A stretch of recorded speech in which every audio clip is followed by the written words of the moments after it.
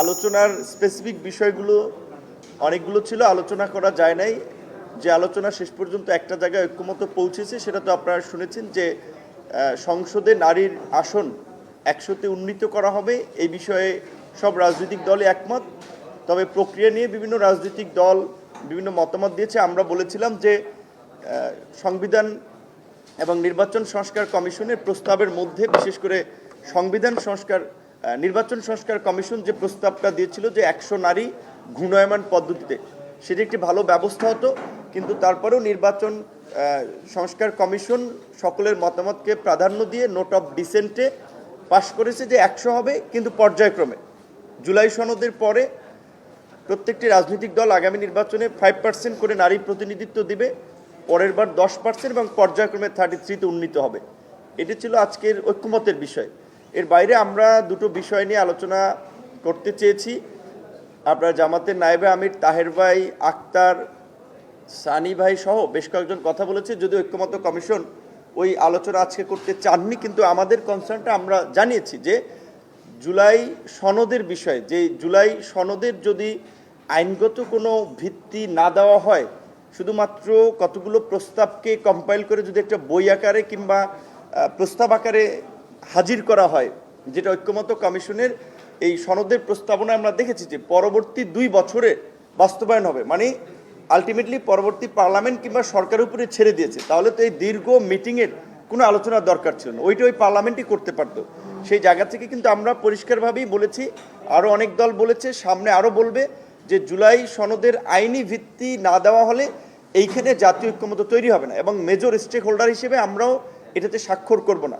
দ্বিতীয়ত, জুলাই ঘোষণাপত্র নিয়েও সরকারের মধ্যে আমরা একটা গড়িমসি কিংবা একটা লুকোচুরি দেখতে পাচ্ছি। আপনারা বোধহয় জানেন যে প্রাথমিক পর্যায়ে সকল দলকে এই ঘোষণাপত্রের আপনার কপি পাঠানো হয়েছিল। সব দল যখন তার মতামতকে ইনপুট দিয়ে পাঠিয়েছে, সেটার চূড়ান্ত যে কপি সেটা শুধুমাত্র 3টা দলের কাছে পাঠানো হয়েছে, বিএনপি, জামাত এবং এনসিপি।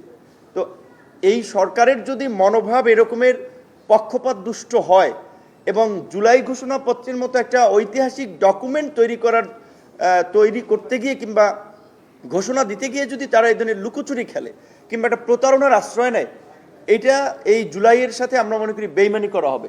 আমরা পরিষ্কারভাবেই বলতে চাই যে জুলাইটা আকাশ থেকে পড়ে নাই, মাটির নিচ থেকেও বের হয় নাই। এটা বাংলাদেশের যে দীর্ঘ 16 বছরের ফ্যাসিবাদ, সেই ফ্যাসিবাদের অত্যাচার, নির্যাতন, গুম খুনের ফলে মানুষের যে ক্ষোভ এবং দীর্ঘদিনের যে পুঞ্জীবিত ক্ষোভ, সেটার একটা বহিঃপ্রকাশ এই আন্দোলনে হয়েছে, এবং যার প্রেক্ষাপটটা রচিত হয়েছে 2018 সালের এই কোটা সংস্কার আন্দোলন, যে আন্দোলনকে কেন্দ্র করে আজকের এই বৈষম্য বিরোধী আন্দোলন এবং এই রেজিমের পতন। সেই কোটা সংস্কার আন্দোলন এবং একই বছরে নিরাপদ সড়ক আন্দোলন।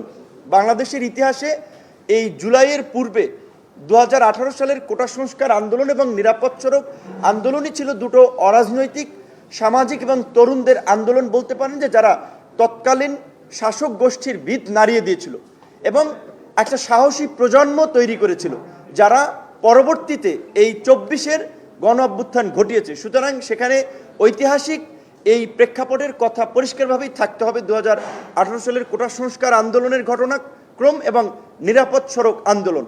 এটা আমরা পরিষ্কারভাবেই মনে করছি। এখন সরকার ঘোষণাপত্র নিয়ে কেন শুধুমাত্র 3টে দলকে দিয়েছে, কেন লুকোচুরি খেলছে আমরা জানি। প্রথম ভেবেছি হয়তো কমিউনিকেশনে গ্যাপ হচ্ছে, কিন্তু এখন পরিষ্কারভাবেই জানতে পেরেছি শুধু 3টা দলকে দিয়েছে। এই বিষয়ে আমরা সরকারের কাছে জবাবদিহি চাবো, এবং আমরা এর আগেও বলেছি সরকারের কর্মকাণ্ডে যদি এইভাবে পক্ষপাতদুষ্ট আচরণ পরিষ্কার হয়, তাহলে নির্বাচনের জন্য হয়তো আরেকটা সরকার প্রতিষ্ঠা করার জন্য আমাদেরকে আন্দোলনে নামতে হবে, কারণ সরকারের ভূমিকা তো আমরা একটু বায়াস দেখতে পাচ্ছি। সেই জায়গা থেকে আমরা আবারও সরকারকে আজকে সতর্ক করে দিতে চাই, তারা কোনো রাজনৈতিক দল, গোষ্ঠী, ব্যক্তি স্বার্থের জন্য কাজ না করে তারা যেন গণ অভ্যুত্থানের আকাঙ্ক্ষাকে ধারণ করে গণ অভ্যুত্থানের অংশীজনদেরকে প্রাধান্য দিয়ে মূল্যায়ন করে যেন তারা কাজ করে, অন্যথায় তাদেরও কিন্তু পরিণতি খুব শুভ হবে না, এটা আমরা হুঁশিয়ারি করছি।